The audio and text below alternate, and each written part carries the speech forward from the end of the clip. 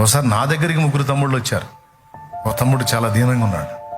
అన్న 2 రోజుల నుంచి ఇంట్లోకి ఏం లేదన్నా, కుటుంబం అంతా పస్తులు ఉంటున్నావు అన్నా, ఏదన్నా సాయం చేయండి అన్నా అన్నాడు. నువ్వు ఇక్కడికే వస్తావా అన్నాను.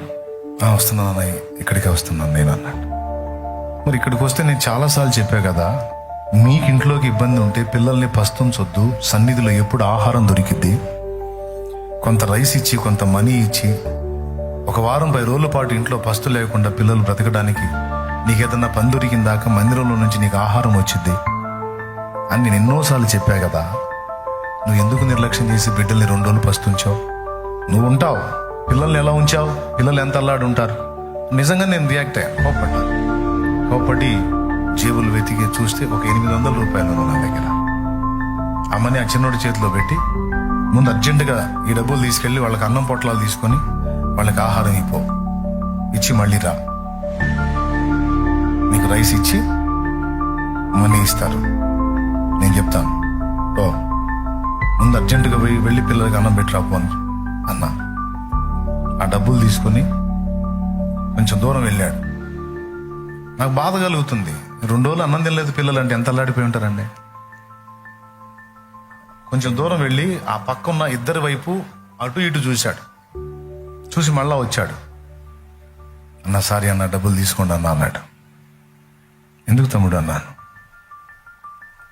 నేనేం అనుకోనాయా, నేను ప్రేమతోనే ఇచ్చాను, తీసుకుపో, పిల్లలు ఇబ్బంది పడతారంటే. లేదన్నా, దేవుని కృపను బట్టి మేము దీవించబడ్డాం, ఆశీర్వదించబడిన స్థితిలోనే ఉన్నాం, మా ఇంట్లో సమృద్ధి ఉంది, ఇంకా చెప్పాలంటే 10 మందికి పెట్టే స్తోమత కలిగి ఉన్న వారం అన్నాడు. మరి అట్లయితే ఇట్లా అడిగావు ఏంటంటే, వీళ్ళిద్దరు నిన్ను తేడాగా మాట్లాడారన్న. మాటలు చెప్తాడు కానీ అక్కడ క్రియలు ఉండవు. ప్రేమల గురించి మాట్లాడటం కాదు, ఆ క్రియ చేస్తే అప్పుడు అంటే నేను చూపిస్తాను రమ్మని వచ్చానన్న, నా పరువు కాపాడారన్నాడు.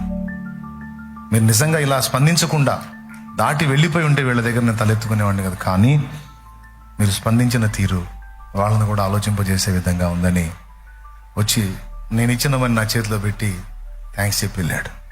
అతను ఫ్రీగానే ఉన్నాడు, నేనయ్యా షేకు మస్తాను. ఎందుకు టెస్ట్ చేస్తానని నాకు తెలియదు కదా. ఒకవేళ నిజంగా నేను దాటిపోయి ఉంటే